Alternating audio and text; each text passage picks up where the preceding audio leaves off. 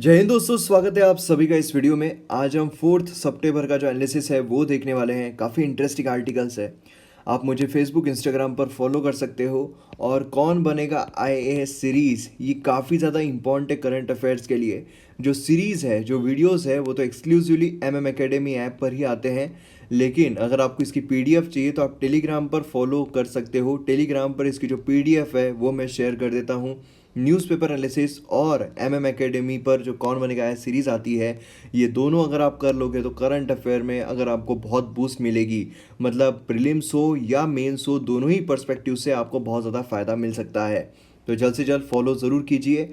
और ये हमारा मैप बेस्ड एक्सरसाइज है। तो यहाँ पर ये जो प्लेस है, प्लेस कौन सी आपको बताना है, तो वीडियो को पॉज कीजिए, इसके रिगार्डिंग इन्फॉर्मेशन लिखिए और फिर वीडियो को रिज्यूम कीजिए। यहाँ पर एडिटोरियल पेज हम देखते हैं तो ये वाला आर्टिकल काफ़ी इंपॉर्टेंट है। वायरस अलर्ट, मतलब जो मोर्टेलिटी रेट है वो नीचे आ रही है, वो नीचे गिर रही है, उसके पीछे क्या कारण है। तो ऐसे 4 कारण यहाँ पर बताए गए हैं जिससे हमें पता चलता है मोर्टेलिटी रेट, मतलब जो डेथ हो रही है वो कम क्यों होती जा रही है, इवन लेस दैन 1%। दूसरा यहाँ पर स्लीपिंग इनटू नेगेटिव टेरन, यहाँ पर हमारी जो इकोनॉमी है वो नेगेटिव में जा रही है। तो अब इसे रिवाइव करने के लिए कौन कौन सी चीज़ें हो सकती है उसके बारे में जिक्र किया गया है। हम एक्सप्लेन सेक्शन देखते हैं तो पाकिस्तान जो उसका बीट था टेरर टेंट इंडिया, तो वो कैसे क्या फेल हो गया है, कैसा उसका पोपट गिरा है, उसके बारे में यहाँ पर बात की गई है। यहाँ पर जो ब्लैक होल है उसके बारे में बात की जा रही है, तो इसके बारे में भी हम डिटेल में जानने की कोशिश करेंगे। अभी तक अगर आपने एमएम एकेडमी ऐप डाउनलोड नहीं किया है तो जल्द से जल्द कीजिए। प्राइजेस इंक्रीज होने वाले हैं, उससे पहले आप सब्सक्रिप्शन ले लीजिए। काफ़ी हेल्दी ऑसम कोर्सेस आपको वहाँ पर देखने को मिलने वाले हैं, वेरियस कोर्सेस जो आपको एग्ज़ाम में काफ़ी हेल्प दिला सकते हैं। एनिमेशंस के साथ काफ़ी सारे एफर्ट्स लगाकर मैंने वो कोर्स आपके लिए लेकर आया हूँ। तो इसलिए जल्द से जल्द डाउनलोड कीजिए, डेमो लेक्चर्स भी अवेलेबल है। और जल्द से जल्द सब्सक्रिप्शन लीजिए क्योंकि इतने कम प्राइजेस में नहीं मिलेगा। आइए फर्स्ट आर्टिकल पर आते हैं। यहाँ पर पाकिस्तान जो है वो फेल हो गया है इंडिया को यहाँ पर गिराने में। इंडिया को गिराने चला था लेकिन खुद खड्डे में गिर गया है। अब उसे पता चला है कि उसके दोस्त असल में कौन कौन है। इंडिया का साथ देने वाले इतनी सारी कंट्रीज़ है। अगर आप देखो तो पाकिस्तान जो उसने यहाँ पर कोशिश की कि कुछ इंडियंस है जो अफ़गानिस्तान में काम कर रहे हैं, तो उनका टेररिस्ट कनेक्शन है और इसीलिए उनको आतंकवादी घोषित कर दिया जाए, टेररिस्ट घोषित कर दिया जाए। इसके लिए उसने यूनाइटेड नेशन सिक्योरिटी काउंसिल में बीट डाली थी। लेकिन इसे जो परमानेंट मेंबर्स है और नॉन परमानेंट मेंबर्स है यूनाइटेड नेशन सिक्योरिटी काउंसिल के, उन्होंने ब्लॉक कर दिया। उसमें हमें यूएसए, यूके, फ्रांस, जर्मनी और बेल्जियम देखने को मिलते हैं। इन्होंने पाकिस्तान का जो अटेम्प्ट है उसे ब्लॉक कर दिया। अब यहाँ पर यूनाइटेड नेशन सिक्योरिटी काउंसिल बहुत ज़्यादा इंपॉर्टेंट है। यूनाइटेड नेशन सिक्योरिटी काउंसिल ये एक स्टैटिक इन्फॉर्मेशन है, ये एक्स्ट्रा इन्फॉर्मेशन है जो हमें आर्टिकल में देखने को नहीं मिलती है। और इसी एक्स्ट्रा इन्फॉर्मेशन के लिए शेयर तो बनता है और इसीलिए जल्द से जल्द वीडियो को शेयर कर दीजिए। सिक्योरिटी, और मेरी आवाज़ थोड़ी अलग लग रही होगी, थोड़ा गला जो है वो मेरा बैठा हुआ है। मैंने आज जैसे आपको कल के वीडियो में भी बताया था, लेकिन वीडियो ज़रूरी है आना क्योंकि आपका नुकसान नहीं होना चाहिए। तो यहाँ पर सिक्योरिटी काउंसिल जो है स्टैब्लिश किया गया है यूनाइटेड नेशन चार्टर 1945 में। One of the 6 principal organ है यूनाइटेड नेशंस का। बाकी 5 ऑर्गन जो है वो हमें देखने को मिलते हैं, general assembly, trustee council, economic and social council, ये सारे काउंसिल्स हमें देखने को मिलते हैं। प्राइमरी रिस्पॉन्सिबिलिटी जो सिक्योरिटी काउंसिल की वो है कि इंटरनेशनल पीस और सिक्योरिटी जो है वो मेंटेन रहना चाहिए। ये प्रीलिम्स और मेंस दोनों पर्सपेक्टिव से काफ़ी इंपॉर्टेंट इन्फॉर्मेशन है और यहाँ पर आपको कोई भी स्टेटमेंट उठाकर एग्जाम में पूछा जा सकता है। काउंसिल के 15 मेंबर्स हमें देखने को मिलते हैं। 5 परमानेंट मेंबर्स होते हैं और 10 नॉन परमानेंट मेंबर्स होते हैं जो कि 2 साल के लिए इलेक्ट होकर आते हैं। 5 परमानेंट मेंबर्स अगर हम देखते हैं तो उसमें United states, Russian federation, France, China और यूनाइटेड किंगडम हमें देखने को मिलता है। हर मेंबर को सिक्योरिटी काउंसिल के एक वोट होता है और जो 5 परमानेंट मेंबर्स हैं उनके पास वीटो पावर भी होती है।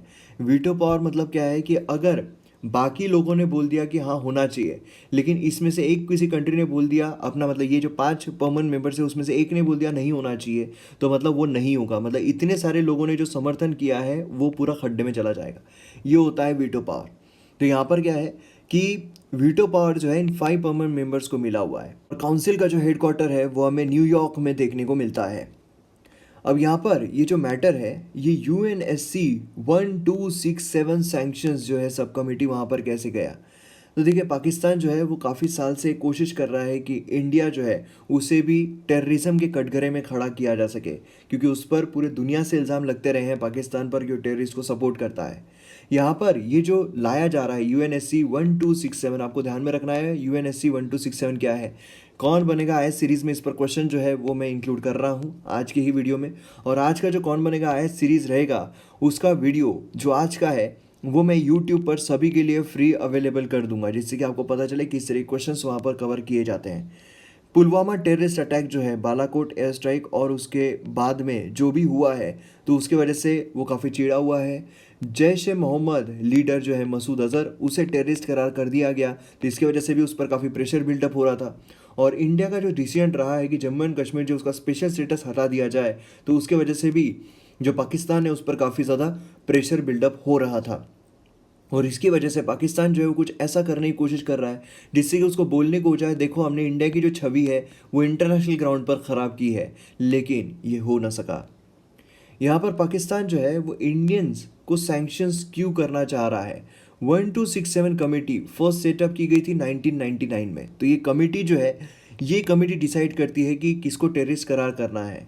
अब यहाँ पर अगर आप देखोगे तो उन्होंने यहाँ पर काफ़ी जो पाकिस्तानी है उसको करार कर दिया है। Islamabad has for years accuse किया उसने इंडिया को कि वो टेररिज्म जो है पाकिस्तान में फैलाता है।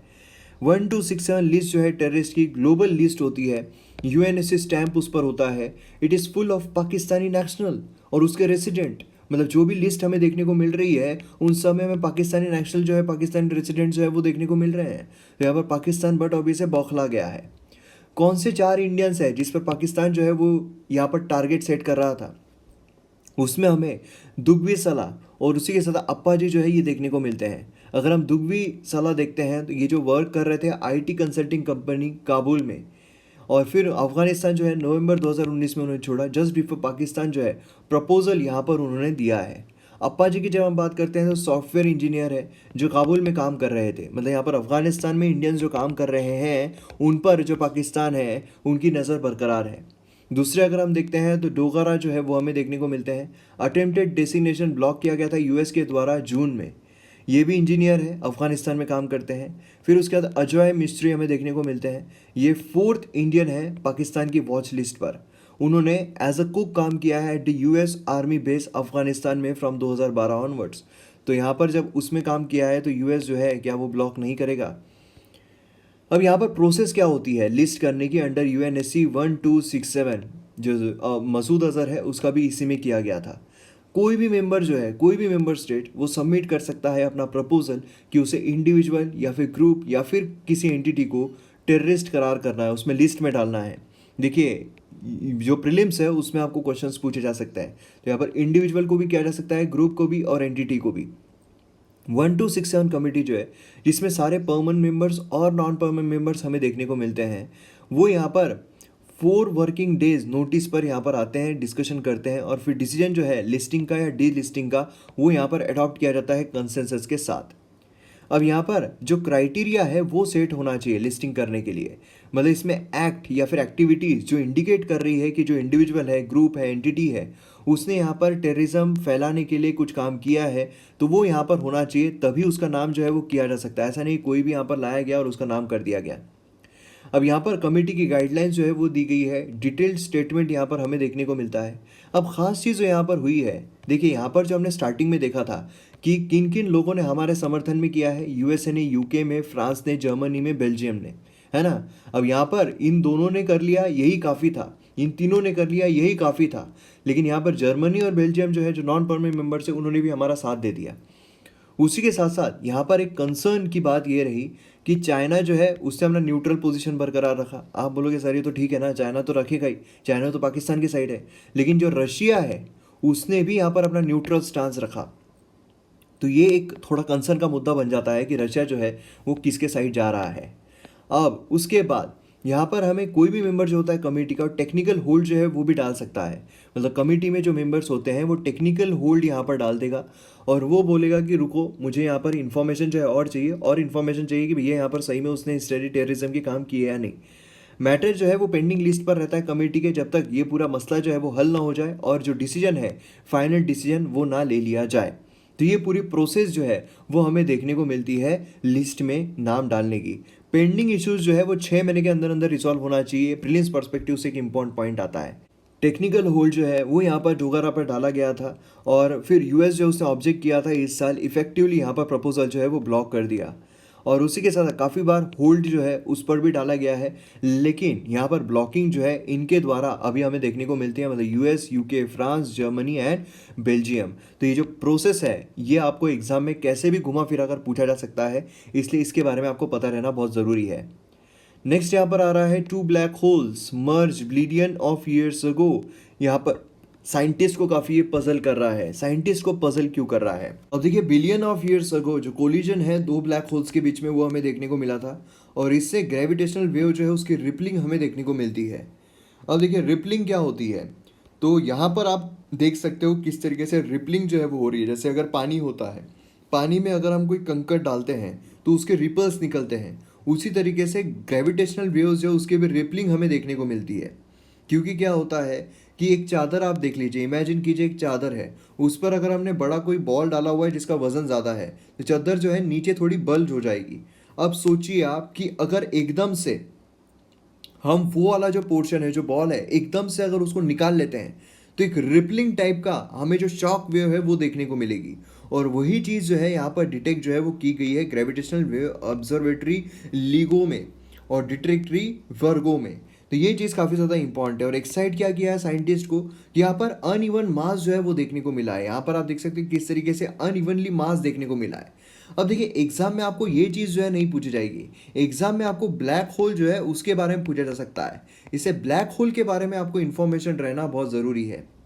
डिटेक्ट एग्जैक्टली क्या किया गया है, ये सिग्नल जो है ग्रेविटेशनल वेव से वो डिटेक्ट किए गए हैं। ग्रेविटेशनल वेव सबसे पहले किसके द्वारा बताया गया था? आइंस्टाइन के द्वारा बताया गया था रिलेटिविटी में।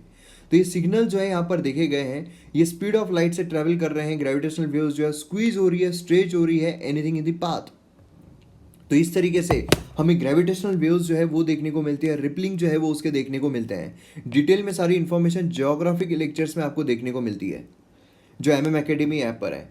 एग्जैक्टली डिटेक्ट क्या किया गया है यहाँ पर? सब्सिक्वेंट एनालिसिस जो है सजेस्ट करता है कि ये मोस्ट वाइडली जनरेट किया गया है दो ब्लैक होल के मर्जर की वजह से।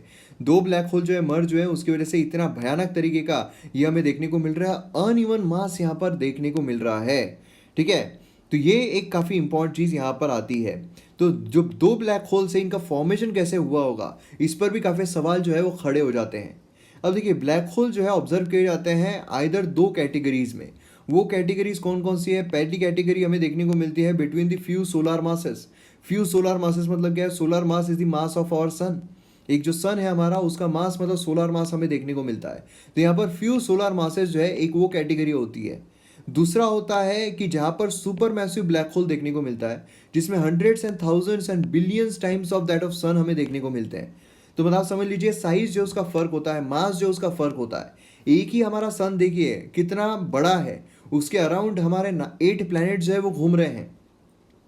अब समझ लीजिए हंड्रेड्स एंड थाउजेंड्स ऑफ यहाँ पर अगर सोलर मास देखा जाए तो एक सुपर मैसिव ब्लैक होल जो है वो हमें देखने को मिलता है। कितना ज़्यादा उसका मास रहता होगा, कितनी ज़्यादा गैलेक्सीज उसके अराउंड घूमती होगी। गैलेक्सीज सिर्फ प्लैनेट्स की बात नहीं कर रहा हूँ। तो यहाँ पर एक इंपॉर्टेंट चीज़ जो हमारा स्टैटिक पोर्शन से काफ़ी इंपॉर्टेंट चीज़ आती है वो ये है कि ब्लैक होल जो उसका फॉर्मेशन कैसे होता है, एक जो लाइफ साइकिल है स्टार की वो कैसे हमें देखने को मिलती है। तो देखिए सब कुछ शुरू होता है नेबुला से। नेबुला मतलब एक डस्ट होता है हाइड्रोजन हीलियम का बना हुआ, उसमें से ही हमें जो प्लैनेट्स है वो देखने को मिलते हैं और उसी के साथ जो स्टार है, ब्लैक होल है, वो देखने को मिलता है।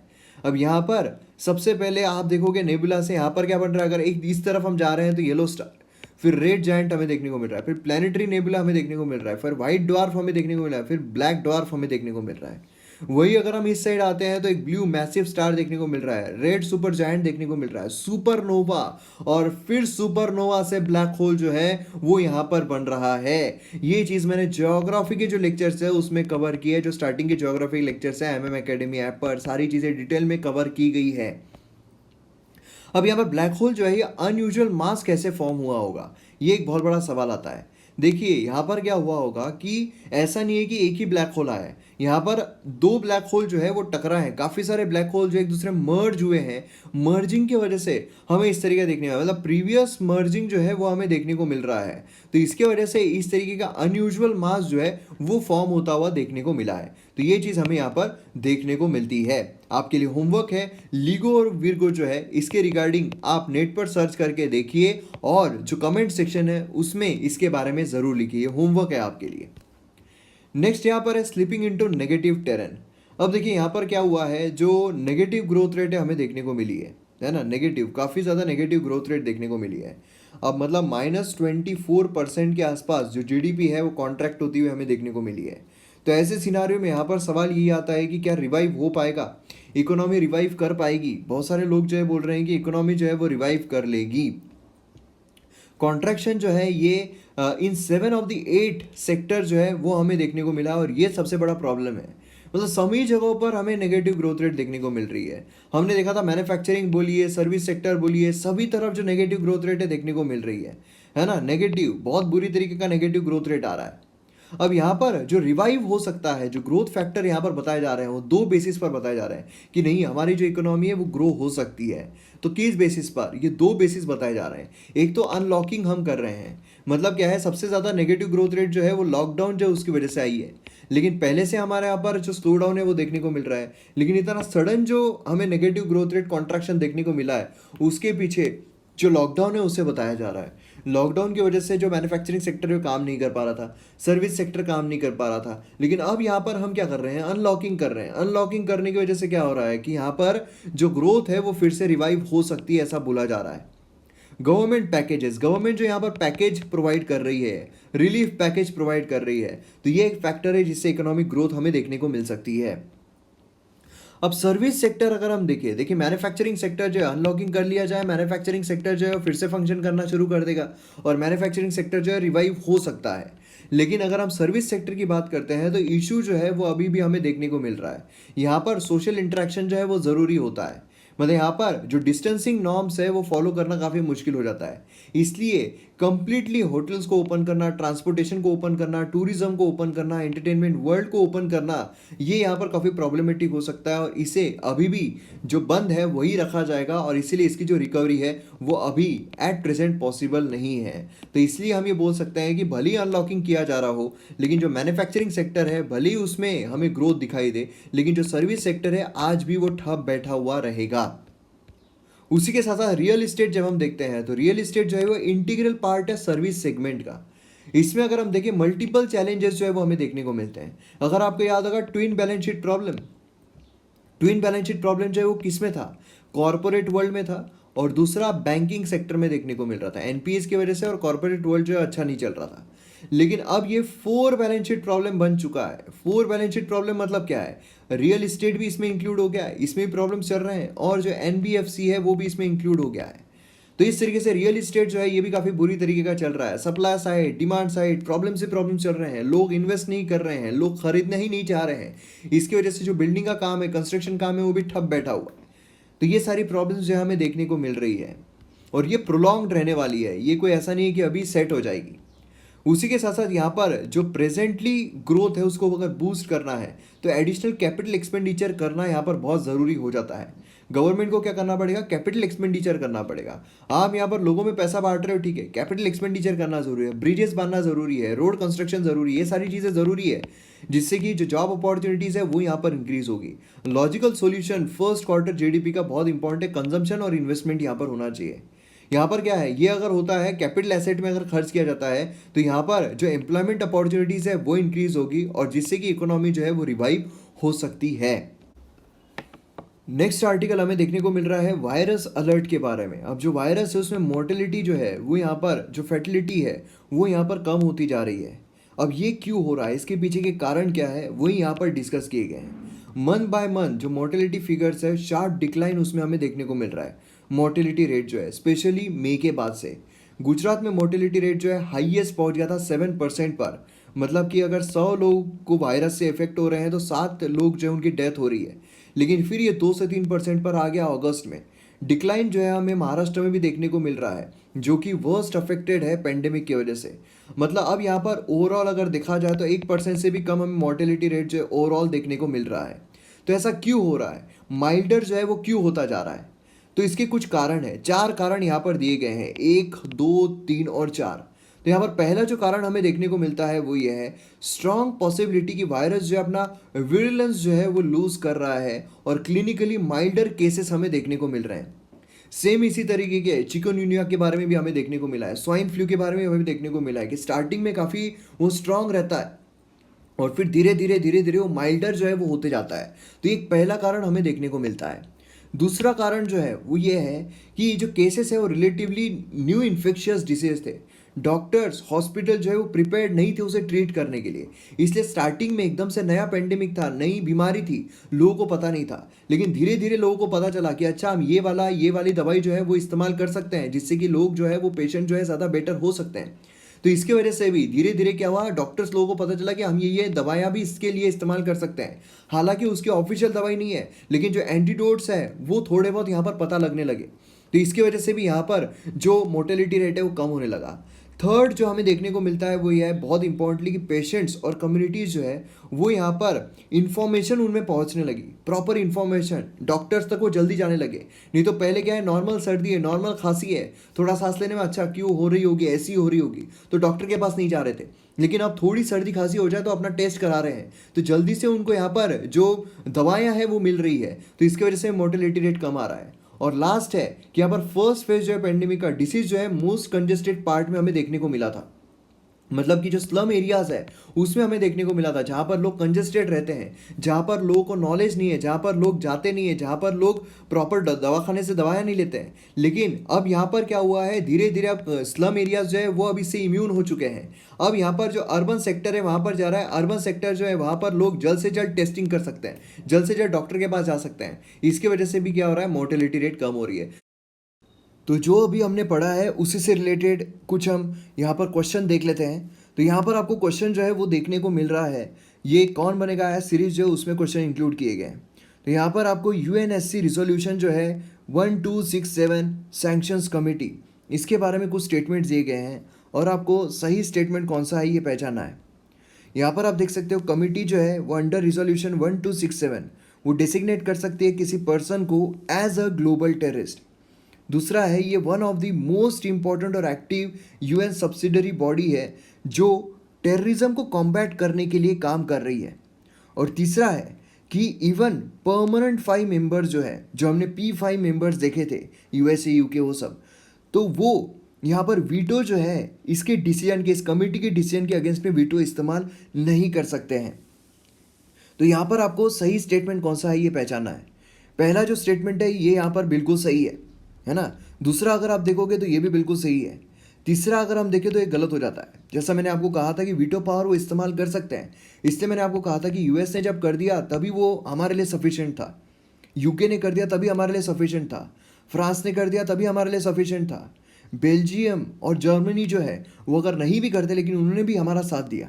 तो यहाँ पर जवाब है वो हमें देखने को मिलता है 1 और 2।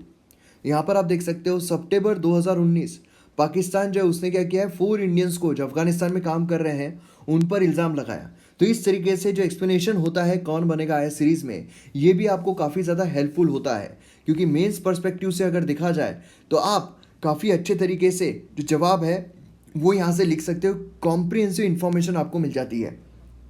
जुलाई 2020 में पाकिस्तान ने 1267 रिजोल्यूशन जो है सैंक्शन कमेटी का ये किया था 4 इंडियन को टेररिस्ट करार करने के लिए। रीज़न जो है वो भी हमने अभी देखे थे। यूएनएससी रिजोल्यूशन अगर हम सैंक्शंस कमेटी देखते हैं, कमेटी जो है ये overseas the implementation of sanctions, जो यहाँ पर सैंक्शन किया जाता है किसी को टेररिस्ट करार करना, एडॉप्ट किया गया था यूनिवर्सली 15 अक्टूबर 1999 को। One of the most important active UN subsidiary body है जो कि काम कर रही है टेररिज्म को कॉम्बैट करने के लिए, पर्टिकुलरली अलकायदा, तालिबान, ये सबसे रिलेटेड। तो ये भी चीज़ काफ़ी ज़्यादा इंपॉर्टेंट हो जाती है। देखिए कल हमने एक न्यूज़ आर्टिकल देखा था national commission for backward class सब कैटेगराइजेशन का, तो उस पर भी एक क्वेश्चन आपके लिए हाजिर है कि यहाँ पर ये एक स्टैट्यूटरी बॉडी है, national commission for backward class की बात हो रही है। ये एक स्टैट्यूटरी बॉडी है और जो हिंदी माध्यम से वो हिंदी मीडियम से भी देख सकते हैं। ये एक स्टैट्यूटरी बॉडी है under the ministry of social justice and empowerment. उसी के साथ साथ इसके पास सभी पावर्स है सिविल कोर्ट्स के जब वो सूट ट्राई कर रही है। तो इसमें अगर हम देखें तो जो फर्स्ट स्टेटमेंट है ये यहाँ पर बिल्कुल गलत है, क्योंकि पहले स्टैट्यूटरी बॉडी थी। कल ही हमने न्यूज़पेपर लेसिस में देखा था कि ये पहले स्टैट्यूटरी बॉडी थी, लेकिन अब ये कॉन्स्टिट्यूशनल बॉडी हो चुकी है। क्या आप मुझे कमेंट सेक्शन में बता सकते हो कि कौन से कॉन्स्टिट्यूशन में इसका जिक्र किया हुआ है, कौन से कॉन्स्टिट्यूशनल अमेंडमेंट एक्ट के तहत इसे कॉन्स्टिट्यूशनल बॉडी बनाया गया है। और उसी के साथ सिविल कोड जो है उसकी पावर होती है, बिल्कुल सही है। तो इसका ए हमें देखने को मिलता है, 2 यहाँ पर दिया गया। अगर यहाँ पर 2 होता तो 20 का जवाब होता, ठीक है। तो यहाँ पर ओबीसी को 27% रिजर्वेशन दिया गया है जॉब्स में। उसी के साथ इक्विटेबल डिस्ट्रीब्यूशन जो है यहाँ पर होना चाहिए, जो कि नहीं हो रहा है। इसे सब कैटेगराइजेशन करना ज़रूरी है। कल मैंने आपको कहा था 98 जो है वो ओपन का कट ऑफ होता है, 95 जो है वो ओबीसी का कट ऑफ होता है। कमीशन जो है यहाँ पर रिक्वेस्ट कर रहा है कि सभी को इक्वल रिप्रेजेंटेशन जो है वो दिया जाना चाहिए, नहीं तो एक ही जो तबका है ओबीसी का वही सारे मज़े उठा रहा है, ये नहीं होना चाहिए, है ना। अनइवन जो डिस्ट्रीब्यूशन हो रहा है उसे एग्जामिन किया जा सके, उसी के साथ साथ जो मैकेनिज्म है क्राइटेरिया उस पर काम किया जा सके, तो ये सारी चीज़ें इम्पोर्टेंट हो जाती हैं। तो ये आप मुझे कमेंट सेक्शन में बताइए कि कौन कौन से आर्टिकल्स है, कौन कौन सा अमेंडमेंट है जिसके तहत हमें इसे national commission for backward class को एक कॉन्स्टिट्यूशनल बॉडी का दर्जा दिया गया है। उसी के साथ साथ हमने क्वेश्चन आवर के भी बारे में कल के न्यूज़पेपर में देखा था, तो उस पर भी एक क्वेश्चन है कि यहाँ पर क्वेश्चन आवर जो है उसके बारे में आपको कुछ स्टेटमेंट दिए गए हैं, सही स्टेटमेंट कौन सा है पहचाना है। पहला मैकेनिज्म जो है क्वेश्चन आवर का ये लिमिटेड है लोकसभा के लिए ही, राज्यसभा में क्वेश्चन आवर नहीं होता है। दूसरा 0 आवर जो है इंडियन पार्लियामेंट्री इनोवेशन है, जो हमारे संविधान में मेंशन किया हुआ है। तो इसमें अगर हम देखें पहला जो स्टेटमेंट है बिल्कुल गलत हो जाता है। क्यों गलत है? क्योंकि लोकसभा और राज्यसभा दोनों ही जगह पर हमें देखने को मिलता है। दूसरा अगर हम देखें 0 आवर जो है ये इंडियन पार्लियामेंट्री इनोवेशन है, ये बिल्कुल सही है, लेकिन ये कहीं पर भी मेंशन नहीं किया हुआ है, ये एक इनफॉर्मल डिवाइस है, कल ही हमने देखा था, तो इसीलिए ये भी गलत हो जाता है। जवाब इसका हमें नाइदर 1 नॉर 2 देखने को मिलता है। यहाँ पर आप देख सकते हो क्वेश्चन आवर अगर हम देखें तो फर्स्ट आवर जो होता है पार्लियामेंट्री सिटिंग का वो दिया जाता है क्वेश्चन आवर के लिए, और उसी के साथ साथ during this hour member of Parliament जो है क्वेश्चंस पूछते हैं। इसमें अलग अलग क्वेश्चन जो है वो पूछे जाते हैं। इसमें स्टार्ट क्वेश्चंस होते हैं जो जिसका जवाब जो है वो ओरली देना पड़ता है, सप्लीमेंट्री क्वेश्चन आ सकता है। अनस्टार्ट होते हैं जिसमें रिटर्न होता है, उसका सप्लीमेंट्री क्वेश्चन नहीं आता है। शॉर्ट नोटिस क्वेश्चन हमें देखने को मिलते हैं। फ्रीक्वेंसी अगर हम देखें तो ऑल डे जो है होते हैं सेशंस के, उसमें पूछे जा सकते हैं। यही अभी क्या किया जा रहा है, इसको ही स्क्रैप किया जा रहा है अभी कोविड की वजह से। 0 आवर अगर हम देखते हैं तो इनफॉर्मल डिवाइस है, इंडियन पार्लियामेंट्री इनोवेशन है, कहीं पर भी मेंशन नहीं किया गया है। इसमें मतलब जो एजेंडा सेट होता है उससे और जो क्वेश्चन आ रहा है उसके बीच का जो वक्त होता है वो हमें 0 आवर देखने को मिलता है। तो इस तरीके से आपको कौन बनेगा है सीरीज जो है उसमें एक्सप्लेनेशन वाइज आपको प्रीलिम्स मेंस दोनों ही पर्सपेक्टिव से काफ़ी फायदा होता है, और इस तरीके से पीआईबी हो, करंट अफेयर हो, सारी न्यूज़ जो है हम इसमें कवर कर लेते हैं। तो यहाँ पर हम जब हमारा मैप बेस्ड एक्सरसाइज देखते हैं तो हमें ये प्लेस जो है वो कौन सी देखने को मिलती है। तो यहाँ पर आप देख सकते हो border between democratic Republic of Korea और चाइना, ये हमें देखने को मिलता है। माउंट पैक्टू ये हमें देखने को मिलता है। तो काफ़ी ज़्यादा इंपॉर्टेंट है। मैं उम्मीद करता हूँ इसकी रिगार्डिंग इन्फॉर्मेशन आपने लिखी होगी। एमएम ऐप अगर आपने डाउनलोड नहीं किया तो जल्द से जल्द कीजिए, प्राइजेस इंक्रीज हो सकते हैं, तो फटाफट डाउनलोड करके सब्सक्रिप्शन लीजिए। मिलते हैं अगले वीडियो में। जय हिंद।